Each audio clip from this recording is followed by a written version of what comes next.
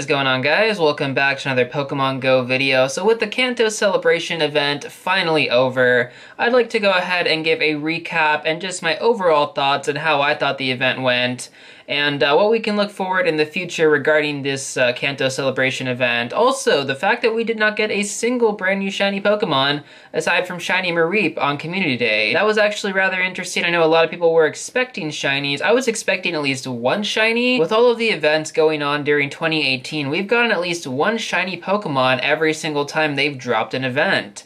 So for this one to not drop a shiny Pokemon, it was rather strange. I mean, I understand, you know, we're gonna have Shiny Mareep coming around the same time, but that is sort of a Community Day exclusive kind of deal. Now, of course, you can get the Shiny Mareep after Community Day, as all the other shiny Pokemon on Community Day, but we were expecting a shiny, and that just never happened. Anyways, though, before the event started, I'm sure a lot of you guys who follow me on Twitter saw this post. I actually got a shiny Magikarp. Now, this actually took place 15 minutes before the event started, guys. I was really surprised. I was like, oh my god. It was at my house, too. Like, I was just chilling at home. I was waiting for the event to start. I see a Magikarp. I'm like, okay, let's go ahead and click on it. And boom! Shiny Magikarp, guys. Obviously, you guys can see that as I'm rolling the clip right now, but yeah, guys, a really high CP Magikarp, 161 CP, decent IVs too. It's actually not too bad. Its best stat is attack, and you know, level 30 shiny Magikarp. Now, additionally, you guys can see how much Magikarp candy I built up during this event, and that's also given that I wasn't going as hard as I normally do during events. The main reason for that is because I'm trying to save money on gas right now. Gas prices are just skyrocketing, and I really cannot afford it, especially since I'm not working right now. And to pretty much just go out as often as I have been in the past, I just can't really do that anymore. Not to say that I don't want to go out and I don't want to enjoy the events, it's just that I can't keep going out every single night unless I have other things to do that day. And in which case, I would just try and do everything I can all at once. To save money on gas, of course. But yeah, 1500 Magikarp candy. We have enough candy to evolve Magikarp 3 times over, almost 4 times over. So if we get another shiny Magikarp, I will be doing a shiny Magikarp evolution. And just in general, it's kind of a good incentive to hold on to candy just because of future quests. You never know if you're going to have to evolve another Magikarp again. Although I really doubt it. I think the next one's probably going to be like evolution items kind of thing with Generation 2 and Celebi. I'm pretty sure they're going to do some sort of evolution thing where you got to evolve like Scyther to Scizor or Onix to Steelix, etc.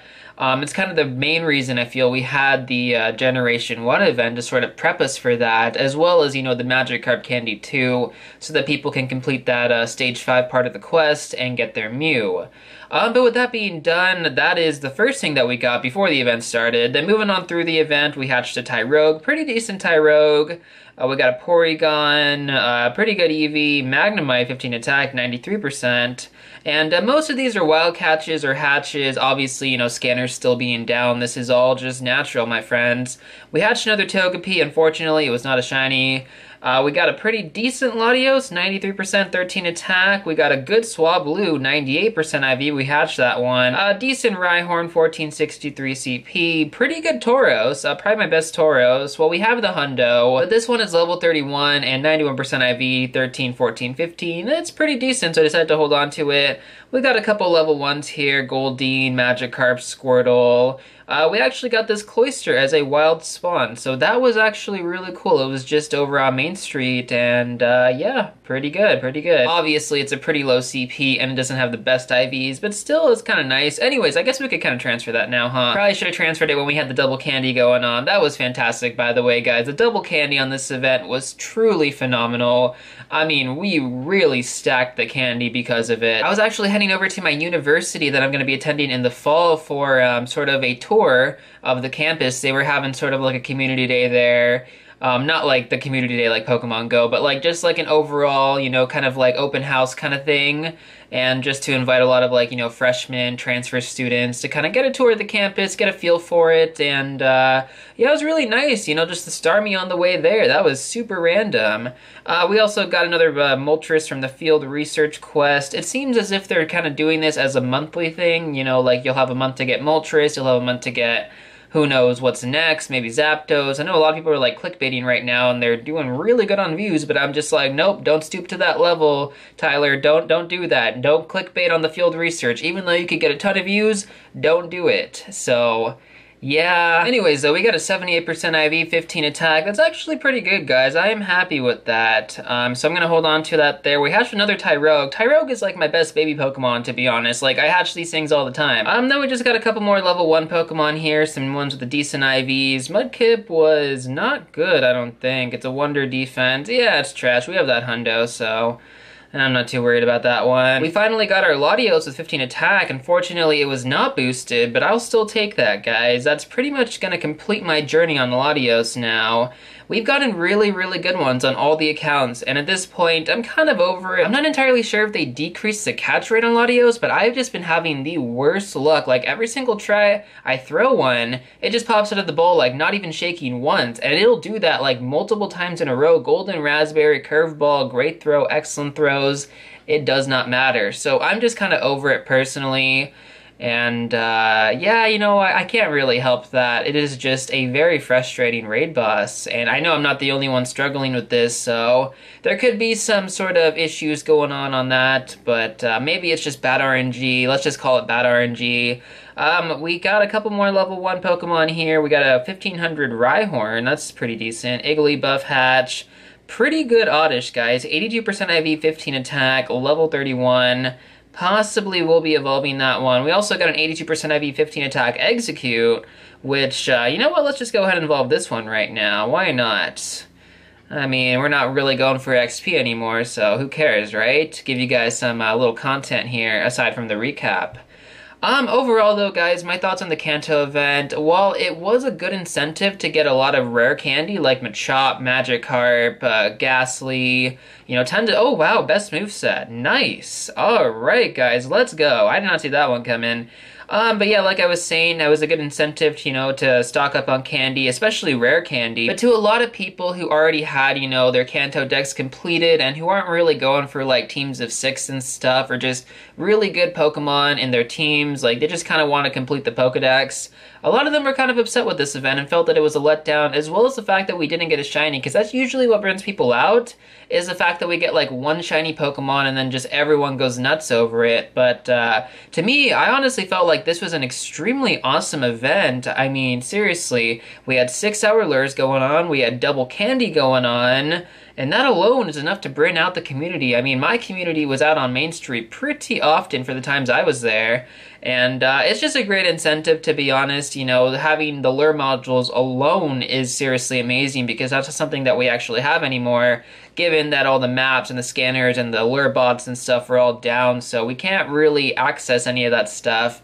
let alone play with lures, unless, you know, somebody else is dropping them. But I mean, who's gonna spend money on lures 24/7? You gotta be loaded to do that. And let me tell you something, when you have like 25 stops in one location and you're dropping lures every 30 minutes, that's a lot of money, especially if there's no, like, box deals or anything, which there were, so that was actually really cool. I'm pretty sure a lot of people were able to stock up on lures on top of raid passes. I know I definitely did. On the last day, or sorry, the second to last day, I was able to buy an Ultra Box, but I'll go ahead and go over that later. I can go over how many raid passes I have, how many star pieces I have now. That was the best box ever, by the way. Like, seriously, if you did not buy that box, it's still going on right now, and you should definitely buy some boxes. Even if you're a free-to-play player, buy the great box if you have enough coins, or, you know, save your coins for the Ultra Box. That's what I basically did, and yeah, I'm gonna be stuck for a while, guys. As a free-to-play player, that was probably my best purchase ever. You know, aside from the storage upgrades, that box was truly amazing. Anyway, though, Community Day, we already kind of went over that stuff. You guys saw that in the Community Day video. If you didn't, make sure to go check it out. I'll leave a link to that at the end of the video. And then after Community Day, guys, one day after, we got ourselves a Shiny Pikachu. Like, the most random Shiny Pikachu ever. I was just chilling at home, like, same night, guys, on the 16th of April. And Pikachu spawned. I'm just clicking on it, right? Shiny check. And we got ourselves our second shiny Pikachu. So I will be evolving one of them to Raichu. That is going to happen. I haven't decided when or, you know, which one I'm going to be doing it on, but it will happen now that I have two shiny Pikachu, which is super crazy, guys, because that was the last thing I was expecting, and yeah, it's really awesome to have that there. And then we got a couple more good IV Pokemon, a couple level 1s here. We got this Execute 67%, 15 attack, level 33/level 34, really good one right here. I mean, anything with 15 attack, that is going to be phenomenal. We got a good Bulbasaur too, and a good Oddish, another good Oddish. This one's actually really, really good too, as it is a level 30, it's 98% IV. I mean, really, you can't ask for much more. I mean, one more, guys, and it would have been a hundo, but I'm fine with 98s, you know? I'm fine with anything with 15 attack these days. You know, I've lowered my expectations quite a bit, just because not having scanners kind of opens up your eyes, and you're just like, you know what? I don't need to get a hundo of everything. 98s are good, 93s are good, heck, even 82s are good if they have 15 attack. So, yeah, I have lowered my standards quite a bit, and I actually think that's fine. It's more realistic to play this way, and if scanners never come back and everyone has to play this way, I'm completely fine with that, to be honest. Anyways, though, that was pretty much all of my results from the Kanto event. I think I forgot to go over this LuckyBunz, which is, like, super random that we got it. Overall, though, great event, in my opinion. I thought it was fantastic with a double candy, 6-hour lures, the fact that we got 2 shinies, tons of Magikarp and Machop Candy, which is not something I went over. I forgot to go over the Machop Candy, guys. That was kind of my main focus for this event, was just building up a ton of Machop Candy so that I can power up my hundos. I can just have candy for the next really good ones I get. And yeah, so we ended off with 1,300 Machop Candy. We went into the event with about 150, 175.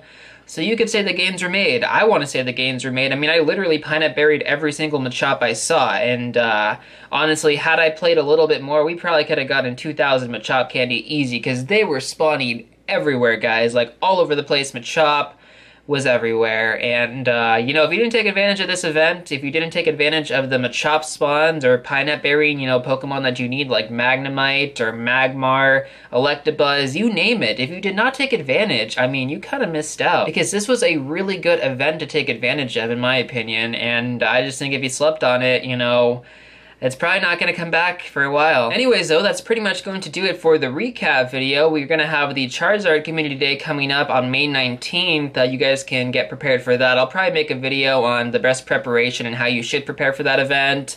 I got a lot of videos to make, guys. Yeah, I got a lot of stuff I want to go over. I got a lot of discussions I want to post, and who knows? I'm probably going to post some of them after this video, so stay tuned for that. We got a lot of content coming. What did you guys think about the event? You know, how did you feel about it? Did you like it? Did you not like it? Let me know in the comment section down below, guys. I love hearing your opinions and your thoughts about all this stuff. But with that being said, that's pretty much going to do it for this video, so if you guys did enjoy it, feel free to hit that like button down below. As always, I'd really appreciate it, and if you'd like to see more Pokemon Go content, make sure to hit that subscribe button for your future videos. And I will see you all real soon in the next one.